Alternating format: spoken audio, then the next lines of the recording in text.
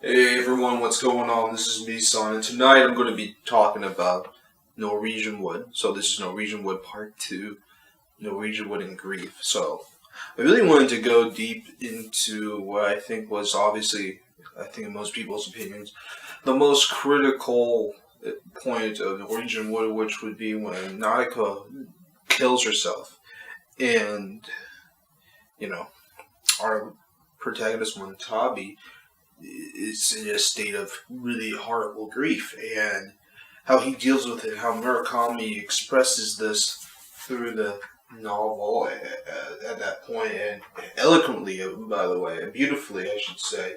It was just very honest, and it really covered what grief really represents and what it truly, is. So grief is obviously like deep sorrow that's especially caused by someone's death, and that's what Wandabi had. It was interesting because when you really look at it, like I said in the previous video, Wandabi he was like, that's why he loved her. She was an inedible just disaster. She's like a beautiful disaster, just the way she came across. And she was a train wreck from the start, but people like to watch train wrecks, and he loved how she made him feel, which is one of the reasons why he felt guilty about kind of starting to see Midori. And so when she kills herself, I think he feels a little guilty about that, and he just feels knocked out of place. He just doesn't feel like himself anymore.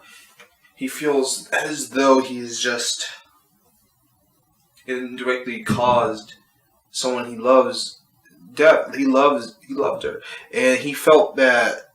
First of all, he was calling Reiko, I should say, and he was asking her, basically, or telling her what was going on between him and Midori, and he just felt guilty about Naiko, and Reiko told him to just don't do a thing that doesn't make you happy.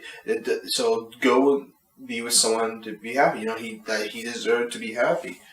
And I think in a sense this shows that Watanabe really didn't believe that he deserved to be happy, because he felt that he just let Naoko down, that he had let Midori down, and he was just confused, and he let himself down. I wouldn't say he became himself necessarily, he just loathed his decisions and felt guilt, shame to a certain extent on what was happening to him, and how everything had spiraled, and he could see his responsibility, I guess. Though I would say that it was just one of those things where he couldn't really control the outcome completely, but it's obviously a tough situation. So grief is that. Grief is just, it's not just about the person dying. You're not just missing the person. What you're really missing is being normal. You're just really missing being able to be yourself again, and being able to have life. What it is you're rejecting reality, in the sense that you hate what has just happened, and you want what the past was, and the past is the past. It will never come back. But you just can't get over that, so you just reject what's in front of you so that you can try to feel what you used to feel, but that's just no longer there anymore. And that's your way of dealing with it, is just kind of becoming mindless for a second. And Watanabe just travels to Japan for a while. It was a span of a few months, I believe. At least, it had to be at least, from what I can recollect. And it's that's just tough to see. And that was one of the whole book is obviously beautiful. If you haven't read it, read it. But that was one of the best parts about the whole novel, is just that the way, not best in as in like, oh, that was awesome, but best as in, it was just so interesting to really see how this character was struggling and relate to that feeling, and that's just terrible. Such a terrible feeling to have someone in your life like that just take their lives away, and you feel just utterly powerless over it. And on Tabi, the thing about it is, and towards the end when he and Rico have sex, and she tells him that he just kind of needs to grow up a little more mature. That really shows it. It shows his ability. He needs to be able to process pain better than that. Obviously, you can't just run away aimless. I mean, that's a horrible experience. Obviously, he deserved a little time on his own, but you got to be able to handle what's in front of you as a man and a human being in general, and be able to process that in a mature adult way. And he wasn't able to really do that, but he took his time, and it was obviously just something that was just terrible for him. But he persevered. He was able to see that there was more to life than just Naoko. That in a sense he had been living for someone else, and that's what the basis of it is, that he really didn't know himself anymore. He just didn't know who he was, and he had to be he just felt alone. So he had to run away because he was trying to run away from himself. And it was just a piece, when Naoko died, just a piece of him died. Is just something that you just don't want to experience. But it was so well put by Murakami. He really was able to make you feel like this character's pain.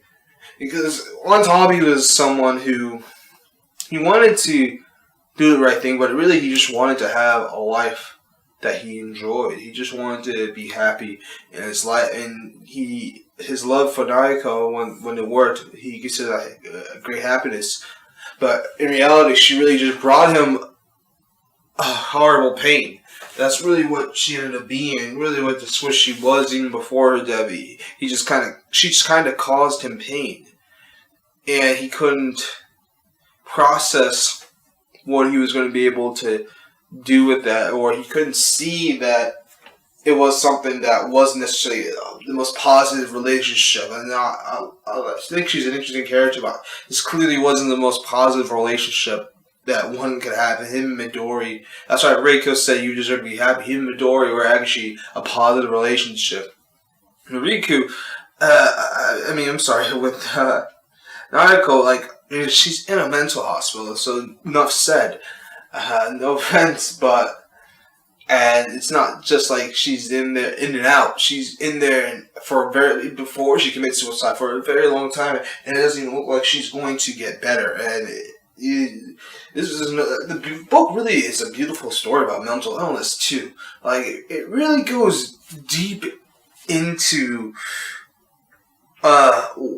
what it's like to have a mental illness, or really what it's like to be around someone who has a serious mental illness, not just someone who has even bipolar, but is they're healthy, they're taking care of themselves. That person is pretty functional. You probably wouldn't be able to tell unless they told you. But I can't even imagine someone that's just can't really get with reality at all. It's a terrible, terrible situation, and Murakami is able to really convey all of that really well. Well, Norwegian was just a beautiful book. It's just a great story. Not just a love romance story, and not just it's not just an everyday love story. It's really about growing up, really about becoming who we need to be. And I'll end it with this quote. No truth can cure the sorrow we feel from losing a loved one. No truth, no sincerity, no strength, no kindness can cure that sorrow.